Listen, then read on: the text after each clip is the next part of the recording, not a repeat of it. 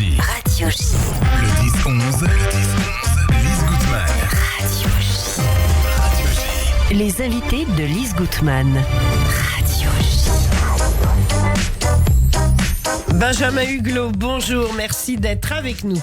Bonjour Lise, bonjour à toutes et à tous. Alors Benjamin Huglot, ravi de vous recevoir dans le studio de Radio J. Je rappelle que vous dirigez l'association Kol Nidre, que vous êtes Chazan et que vous êtes avec nous ce matin pour nous parler de la liturgie de Sukkot. Donc vous êtes comme moi, vous avez quitté votre cabane pour venir dans le studio de Radio J, ce dont on vous remercie. Alors tout d'abord un petit mot de la fête. Alors, tout simplement, la fête de Sukkot qui donc va se clore avec la cérémonie de clôture et la fête de Simchat Torah. Oui. Alors après avoir passé cette période assez austère à Yom Kippour, qui a culminé avec Yom Kippour, nous sommes à l'époque de la joie, à Yom Simchatenu. C'est l'époque de la joie. Oui. Et donc c'est une fête, alors souvent on a tendance un petit peu à la passer sous silence, mais elle fait partie des fêtes de Tishri, à l'instar de Rosh Hashanah et Yom Kippour. Oui. On continue. Et on quitte les Yamim Noraim pour aller vers Sukkot. Voilà. Exactement. Et c'est important. Et vous voyez, j'écoutais avec vous le journal et je pense qu'on n'a jamais eu autant besoin de messages d'unité dans le peuple juif, à Israël Chai. Et la fête de Sukkot, c'est vraiment l'importance de rappeler l'unité du peuple juif au travers du symbole du loulav. Oui. Ce bouquet qui rassemble 4 espèces, la saule, le myrte, l'étrog et bien évidemment la branche de palmier. Oui. Et donc, alors, ces 4 espèces, en fait, elles représentent quoi ? Eh bien, elles représentent tous les aspects du peuple juif. Alors, on parle de l'odeur et, si je veux dire, du goût du fruit. Alors, l'odeur, c'est assimilé généralement à l'étude de la Torah. Et le goût, c'est assimilé au ma'asim toim, c'est-à-dire aux bonnes actions. Et donc, vous avez l'espèce qui n'a pas de goût particulier, qui ne sent pas, c'est le myrte. C'est la saule, excusez-moi. Oui. Et ça représente la masse qui, effectivement, n'étudie pas et n'a pas particulièrement de bonnes actions. Vous avez le myrte qui sent, mais qui n'a pas de fruits particuliers. Oui. Eh bien, c'est effectivement les gens qui pratiquent l'étude, mais qui n'ont pas de bonnes actions non plus derrière. Vous avez ce symbole de la branche de palmier, mais qui produit un fruit, mais qui n'a pas d'odeur particulière. Et donc, ça représente ceux qui pratiquent les bonnes actions, mais qui n'étudient pas. Et vous avez aussi l'étrog, qui, là, est le summum, puisque c'est effectivement un parfum de cédra délicieux, également un fruit délicieux. Exact, donc, c'est vrai. Et on retrouve également, dans tous ces symboles, les différents aspects du corps humain. On a les yeux, on a la bouche, on a la colonne vertébrale, avec cette branche de palmier, évidemment le cœur avec l'étrog. Et donc, ce n'est que quand toutes ces espèces sont réunies qu'on a le bouquet de loulav en main. Ce qui signifie qu'on ne peut exclure personne du peuple juif. Personne. Et que tout le monde, à travers ce bouquet symbolique, est représenté, en fait. Exactement. Donc, on a tous et toutes besoin de ces messages d'unité du peuple juif. Et donc, il n'y a pas de tri, il n'y a pas des gens qui détiennent la vérité parmi d'autres. Mais le peuple juif n'existe que lorsqu'il est rassemblé. Lorsqu'il se divise, c'est catastrophique. Ça me rappelle un peu les 4 enfants au moment du Seder de Pessah. Oui. Chacun ayant son parcours, sa personnalité. Mais finalement, on est ensemble autour de la table du Seder. Exactement. Et là, on est ensemble dans la soukha. Et je vais même vous dire plus loin, c'est que on est tous alternativement l'un des 4 enfants par rapport à la période de notre vie. Exactement. Dans une autre vie, j'ai été professeur à l'université pendant plusieurs années. Je disais toujours à mes étudiants, je ne suis jamais toujours votre professeur et vous n'êtes jamais mes étudiants. Je suis à votre place assez souvent et vous êtes parfois à la mienne. Et on apprend énormément de ses élèves. C'est très important. C'est vrai. Vous qui enseignez, vous en savez quelque chose aussi. J'en sais quelque chose. Alors, cette fête de Sukkot, là, on est en plein Chol HaMoed, c'est-à-dire la période pendant laquelle on est en fête, mais on vit, entre guillemets, sans interdit ou presque. Exactement. Donc, on a une période de demi-fête. Demi-fête, voilà. Et qui va nous mener jusque ce week-end avec la fête de Simchat Torah et la clôture. Et donc, ce changement de saison qui va s'annoncer, puisque nous passons de l'été Ah bah oui, À encore l'hiver. aujourd'hui et dès demain, on va perdre 10 degrés, on nous a Oh dit. là là. Donc on est en plein dans la thématique de Soukhot, Exactement. même sans le vouloir. Et l'un des aspects importants de la liturgie de Soukhot est lié effectivement à ce changement de saison avec un morceau assez emblématique qui est le Kaddish du Tal. Alors racontez-nous, Tal, c'est la rosée. Tal, c'est la rosée. Alors, c'est généralement la prière de la rosée qui, elle, est faite à Pessah, puisque nous passons de la période de l'hiver à la période de l'été. Là, c'est Oui. l'inverse. Nous passons à la période de l'été à la période de l'hiver, ce qui va se changer dans la récitation de la Hamida avec la suppression du passage sur la rosée, mais avec le passage qui fait référence à la pluie. On remercie celui qui fait tomber la pluie. Oui. Donc, on a ce rythme de changement de saison et c'est introduit par un Kaddish spécifique, avec un air spécifique plus exactement, qui est le Kaddish du Tal. Alors, j'en profite pour dire à nos auditeurs que, contrairement à une opinion bien répandue, le Kaddish n'est pas une prière des morts. Oui, bien sûr. Le- C'est important de le rappeler. C'est important de le rappeler. Bien En sûr. fait, le Kaddish est une sanctification du nom divin. Oui, Et il a des formes tout à fait différentes, puisque dans la liturgie, par exemple, il y a un demi-Kaddish, le Chatsi Kaddish, qui introduit la Hamida, qui elle-même est clôturée par le Kaddish Tit Kabbal ou le Kaddish complet. Et on distingue évidemment le Kaddish des Rabbanan, qui fait suite à une étude talmudique, et bien évidemment au Kaddish Yatom, qui est le Kaddish qui est spécifique aux endeuillés. Mais vous voyez, on est dans quelque chose mais de ce bien n'est plus pas large. que les endeuillés, quoi. C'est pas du ouais, tout ouais. que les endeuillés. Et encore, Oui. c'est une prière qui est adressée à Dieu, qui ne fait pas référence à la mort. Bien sûr, bien sûr. Donc c'est important de le préciser.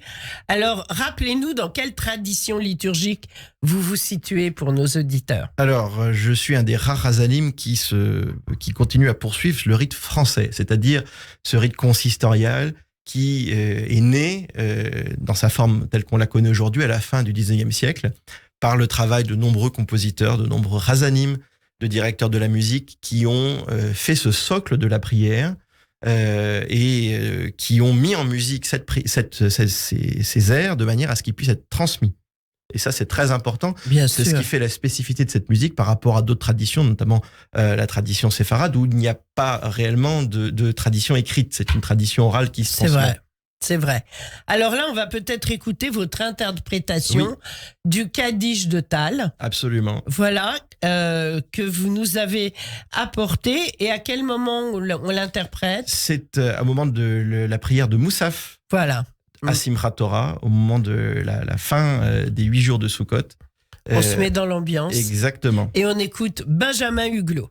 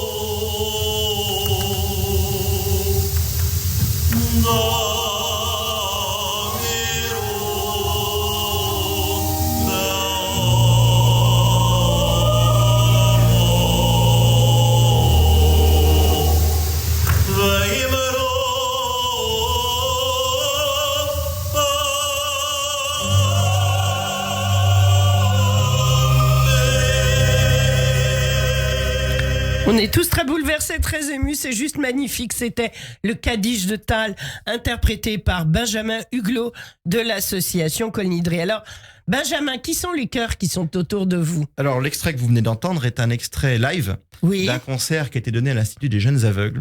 Ah puisque, oui. en Oui, plus des offices que poursuit l'association Kol Nidre de manière assez régulière, on a également une mission culturelle puisque on essaye de diffuser cette tradition liturgique lors de concerts. Et en fait, depuis maintenant plus d'1 an, grâce à la société Fever qui nous a fait confiance, nous avons des concerts assez réguliers à l'Institut des Jeunes Aveugles sur un programme en fait d'1 heure de musique juive en disant voilà, venez découvrir le judaïsme au travers de la musique, au travers des airs du Shabbat, au travers des airs du Trois Fêtes et des airs de Kippour, de manière à vivre et ressentir l'émotion. Et c'est ça qui est assez remarquable. Bah ça, l'émotion, elle y est. Hein. On peut dire que quand vous chantez, l'émotion est là, voilà. Bah écoutez, c'est gentil parce que c'est justement le but. Le Razan, c'est celui qui donne une vision des choses et qui fait partager sa kavana, sa conviction. Et on ressent bien, vous voyez, le compositeur a bien montré, on arrive sur quelque chose d'assez culminant avec cette idée de changement de saison où on nous emmène dans quelque chose de différent. Et c'est ça le pouvoir de cette tradition. Alors comme vous l'avez entendu, moi je continue à travailler avec des chœurs mixtes et l'orgue Oui. pour tous les offices, que ce soit pour les concerts ou pour les offices. Comme l'a été assez longtemps la tradition consistoriale avant que on arrive à une solution plus orthodoxe. Mais voilà, donc moi je poursuis cette tradition-là parce que vous avez toute cette nuance, toute cette palette de nuances que vous avez dans un chœur mix, qui n'empêche pas pour certains morceaux d'avoir les hommes seuls ou les femmes seules. Bien sûr, sûr, bien sûr. Ça permet de varier sur toutes les palettes du répertoire et des voix surtout. Il y a des choses à découvrir encore dans ce domaine. Oh, il y a plein de choses, mais vous savez, c'est ça qui est très intéressant, c'est quand vous croisez l'écriture musicale. Parce que tous les compositeurs étaient des hébraïsants, des gens qui étaient extrêmement férus de tradition. Oui. Et donc, vous avez une révélation assez extraordinaire par rapport à l'intention de la prière. Et La kavana. Exactement. Ouais. Et donc, vous vous êtes mené au travers de la tradition dans la prière et on n'a plus qu'à suivre. C'est extraordinaire de voir cette puissance-là. Bien sûr. Comment vous faites pour entretenir votre voix? Je peux pas ne pas demander, c'est incroyable. Bah, c'est tous les jours. C'est tous les jours, comme oui. tous les musiciens. Il faut travailler tous les jours, plusieurs heures. Alors moi j'ai en plus une autre activité professionnelle, donc et père de Bien famille, sûr. donc c'est pas toujours simple. C'est sûr. Mais En c'est même du temps, travail. Rosh Hashanah, c'est votre fête avec le miel et tout, ça entretient la voix. C'est parfait. Voilà, c'est ce qu'il faut. Absolument. Non, je plaisante, bien entendu. Alors, quels sont vos projets pour l'année qui vient? Alors on a plein de choses qui sont en cours de route. Nous avons pour projet également, puisque ça nous a été demandé, de pouvoir sortir un disque qui serait donc une version donc du concert dont je vous ai parlé. On attend impatiemment. Voilà, donc c'est en préparation. On a une idée de la date, non? Pour le moment, non, puisque on va lancer une souscription en ligne pour nous aider à financer ce projet, parce que ça nécessite le travail Ah oui, d'ingénieurs bien du sûr, son, des oui, oui. musiciens qui travaillent avec nous, et de manière à avoir une sortie pour l'année prochaine. Mais donc, on travaille dessus, et je voulais dire aux auditeurs qui nous écoutent que vous pouvez retrouver ces enregistrements-là déjà sur notre chaîne YouTube de l'association Kol Nidre, Oui. tout simplement Kol Nidre sur YouTube. K-O-L-N-I-D-R-E ou Oui. D-R-E-I? DRE, D-R-E, accent, parfait. accent aigu. Oui. Et vous avez également le site internet de l'association, www.kolnidre.live. Voilà. Donc- Et là, on retrouve donc... Vous retrouverez le Kaddish du Tal que vous avez entendu ce matin, Oui. d'autres enregistrements, avec des explications de manière à ce que toujours on puisse être guidé. Et C'est c'est important. le but de cette liturgie, c'est d'être guidé. Évidemment. Merci pour tout cela. Vous revenez nous voir quand vous voulez. On va se voir bientôt d'ailleurs. Avec plaisir. Avec de nouveaux titres. Là, on se quitte sur une petite surprise. Oui. Alors, puisque on approche des fêtes, on approche également de Shabbat, et je voulais partager avec vous un Lecha Dodi assez spécial d'un compositeur qui est un grand monsieur de la liturgie, qui est le monsieur Léon Algazi, et Oui. qui a composé donc ce Lecha Dodi sur un thème d'un compositeur italien, Salomon Rossi. Magnifique. Benjamin Huglot, sa voix magnifique. Et bienvenue quand vous le souhaitez. Merci Dans le Lise. studio de Radio J. Chag Samer. Chag Samer, Agut Yantef à tout le monde. Agut Yantef et Moadim Lesimcha. Thank you.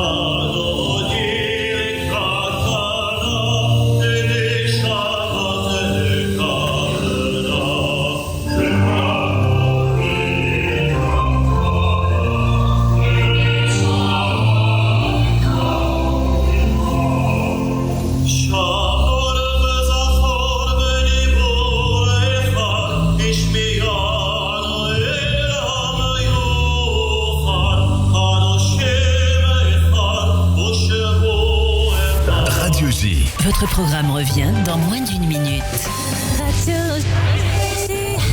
Radio J. Vous écoutez Radio J à Paris sur 94.8 en DAB+, et sur notre appli Radio J. Radio J. Pour que l'année soit belle et douce pour tous, vous aussi, mobilisez-vous. Pensez à l'OSER et apportez votre aide aux enfants, aux personnes âgées, aux personnes handicapées.